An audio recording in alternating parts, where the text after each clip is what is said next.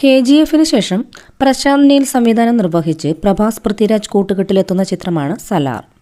വരദരാജ മന്നാർ എന്ന അധോലോക നേതാവും അയാളുടെ ഉറ്റ ചങ്ങാതിയുമായ ദേവയും തമ്മിലുള്ള ബന്ധത്തിന്റെ കഥയാണ് ആദ്യ ഭാഗമായ സലാറിൽ പറയുന്നത്. ചിത്രത്തിൽ പൃഥ്വിരാജാണ് വരദരാജ മന്നാർ എന്ന കഥാപാത്രത്തെ അവതരിപ്പിക്കുന്നത്. പ്രഭാസാണ് ദേവയെ അവതരിപ്പിക്കുന്നത്. ഇപ്പോഴിതാ സലാറിൻ്റെ റിലീസിന് മുന്നോടിയായി പൃഥ്വിരാജിനെ വാനോളം പ്രകീർത്തിച്ച് സലാറിൻ്റെ സംവിധായകൻ പ്രശാന്ത് നീൽ തന്നെ മുന്നോട്ട് വന്നിരിക്കുകയാണ്.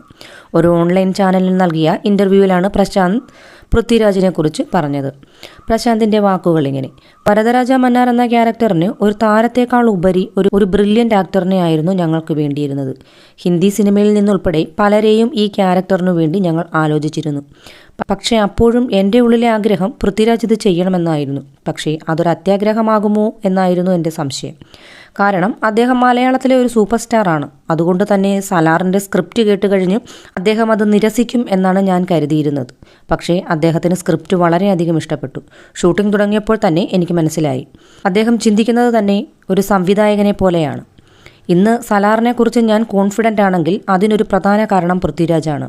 സെറ്റിൽ അദ്ദേഹം എനിക്കൊരു അസിസ്റ്റൻറ്റ് ഡയറക്ടറിനെ പോലെയായിരുന്നു. വളരെ ബ്രില്യൻ്റായ സജഷൻസ് ആയിരുന്നു അദ്ദേഹം എനിക്ക് തന്നത്.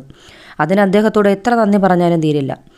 സിനിമ കണ്ടു കഴിഞ്ഞ് എനിക്ക് മനസ്സിലായ ഒരു കാര്യം എന്തെന്നാൽ പൃഥ്വിരാജ് ഇല്ലെങ്കിൽ സലാറില്ല എന്നാണ്. അത്രമാത്രം ഒരു ഇമ്പാക്റ്റാണ് പൃഥ്വിരാജ് ഈ സിനിമയിൽ ഉണ്ടാക്കിയിരിക്കുന്നത്, പ്രശാന്ത് നീൽ പറഞ്ഞു. സലാറിലൂടെ പൃഥ്വിരാജ് ഒരു പാൻ ഇന്ത്യൻ സ്റ്റാറായി മാറുമോ? എന്താണ് നിങ്ങളുടെ അഭിപ്രായം? നിങ്ങളുടെ അഭിപ്രായം കമൻറ്റിൽ രേഖപ്പെടുത്തുക. പുത്തൻ പുതിയ സിനിമാ വാർത്തകൾ ആദ്യമേ അറിയാൻ ഈ ചാനൽ സബ്സ്ക്രൈബ് ചെയ്യുക. നന്ദി, നമസ്കാരം.